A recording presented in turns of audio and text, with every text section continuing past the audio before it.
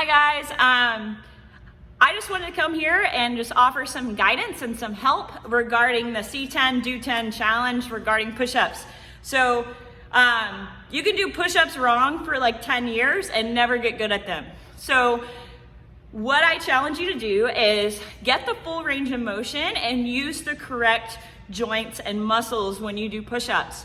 And that way you do get better at them and they do translate to other aspects of fitness.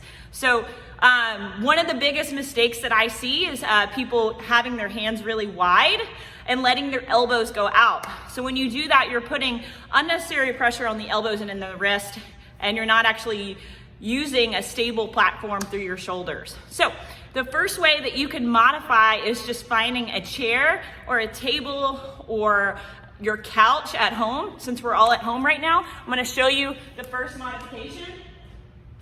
So here is my bench, but you can use your chair. What you wanna make sure when you do any standard push-up is making sure your fingers are open, but make sure your shoulders or your hands are right next to your shoulders. So if you just do that standing up or just kneeling like I am, you're gonna already feel your shoulder blades get tight, which is good, okay? So the wider our hands, it's a lot harder to get our shoulders tight. So I get my hands right, my wrists right underneath my shoulders. I'm gonna get on my knees and I'm going to push my hips forward so that I'm using my core. If my butt is back, I'm not using my core. So my feet are gonna go up. Now, this is the important thing.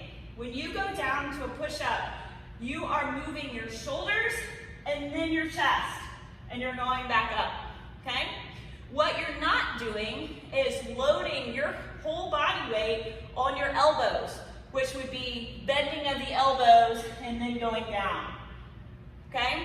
So we wanna avoid bending the elbows first. We wanna actually squeeze the shoulders tight, lead with your chest, push away.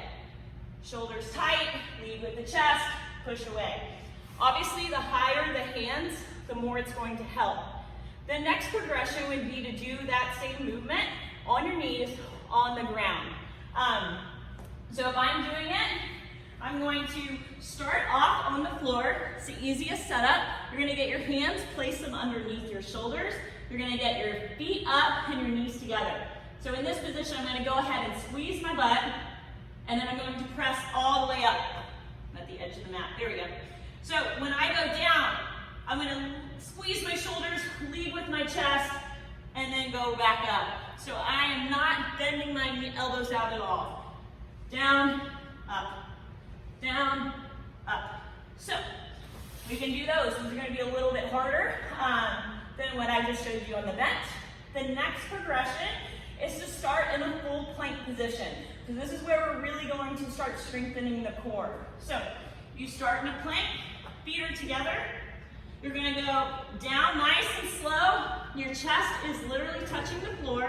Once your chest is on the floor, then you're gonna put your knees down and you're gonna push up through that knee push up. And then you're gonna take your feet back up into a plank. You're gonna go all the way down, put your knees on the floor, push all the way back up, back to a plank. Down, knees, push, plank. So when I do that lowering, that eccentric lowering from the plank to the ground, I'm strengthening my core, I'm isolating my triceps and my upper back to try to get stronger at that push-up. Now when that becomes pretty easy, the next thing to do is to do that standard push-up.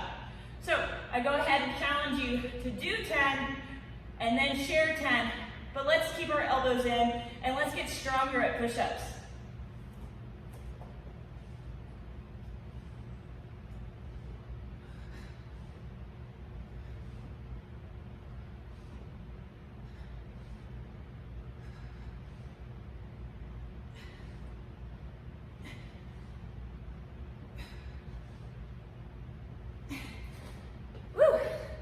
Still tough, but good luck.